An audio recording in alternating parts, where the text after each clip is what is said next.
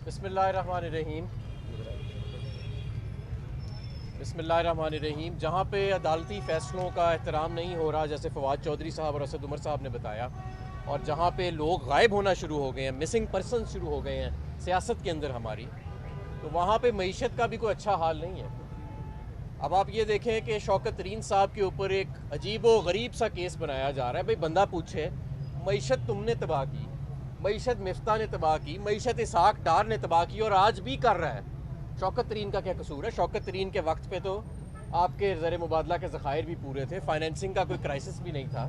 सिर्फ एक मकसद कि ये जो मैसअप हो रहा है इसके ऊपर कोई मईशत के ऊपर बोले ना, और अगर कोई मईशत के ऊपर बोलेगा, क्योंकि शौकत तरीन पर्दा चाक करता था कि किस तरह इस मुल्क को नालायकी के साथ और बददियानती के साथ पिछले 9 माह में तबाह किया गया है, तो आज उसके खिलाफ एक FIA का जाली केस बना दिया गया है। तो सबसे पहले तो हम इसकी मजम्मत करते हैं। दूसरा ये कि आपके ज़र मुबादला के ज़खायर $3 अरब से भी कम रह गए हैं, और बहुत सारे माशी माहिरीन हैं जो ये समझते हैं कि अब IMF के साथ भी काम नहीं चलता नज़र आ रहा, तब भी हालात आपको तंग नज़र आ रहे हैं। और क्योंकि अब मईशत इस नहज पे आ गई है कि इस हुकूमत को IMF के आगे मुकम्मल सरेंडर करना पड़ा है, तो जो गैस की 100% कीमतें बढ़ाई गई, बिजली की कीमतों में कई गुना इजाफा कर दिया गया है, इससे जो महंगाई का तूफ़ान आने वाला है उसकी कोई तवक्को भी नहीं कर सकता।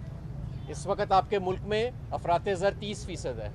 अब मैं दावे से कहता हूँ कि ये 2 माह के अंदर 40% पे चली जाएगी, और खुदा ना खास्ता हाइपर इन्फ्लेशन का भी खतरा है। मैं दावे से कहता हूँ कि ये जहाँ पे आज मईशत खड़ी है, इसमें से 90% जो मुश्किलात आ रही हैं, ये 90% मुश्किलात नहीं आनी थी अगर इमरान खान को निकालने की और पाकिस्तान की सबसे मकबूल सियासी जमात को दीवार से लगाने की जिद ना की जाती। सबको पता था कि इसाक डार की जो पॉलिसीज़ हैं वो कोई संजीदा पॉलिसीज़ नहीं हैं। सबको पता था कि मिफ्ता साहब जब आए हैं तो पहले 2 माह जिस तरह की इन्होंने पॉलिसीज़ रखी कि IMF से बातचीत नहीं करनी, एक डमी सा बजट पेश करना है, इससे मईशत तबाह होगी, ये बातें सबको पता थी।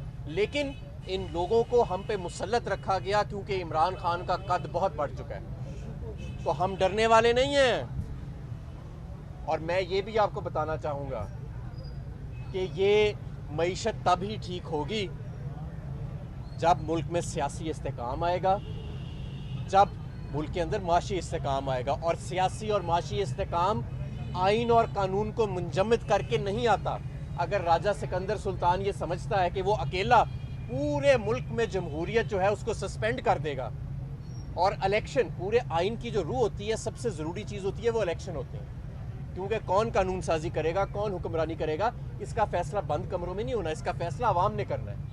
अगर हाँ एक राजा सिकंदर सुल्तान के कहने पे हम उस आइन को मुंजमद करने जा रहे हैं और पाकिस्तान में से जमहूरियत की रूह को भी ख़त्म करने जा रहे हैं, तो फिर कहाँ से मईशत आपकी मुस्तहकम होएगी? फिर कहाँ से सियासी इस्तेकाम आएगा इस मुल्क के अंदर? तो होश के नाखुन लें।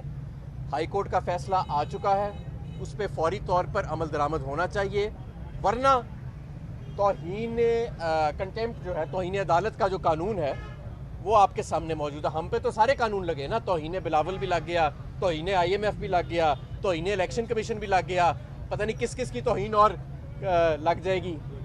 तो ये जो तौहीन अदालत हो रही है और तौहीन जमहूरियत हो रही है, तौहीन पाकिस्तान हो रही है, इस मुल्क में हकूक़ का जो जनाजा निकाला जा रहा है इंसानी हकूक़ का, इसके ऊपर असल में कानून जो है उसको फौरी तौर पे आना चाहिए। और हम आला अदलिया से गुजारिश करूँगा मैं कि फौरी तौर के ऊपर एक्शन लें और इस मुल्क में कानून और आइन को बहाल किया जाए।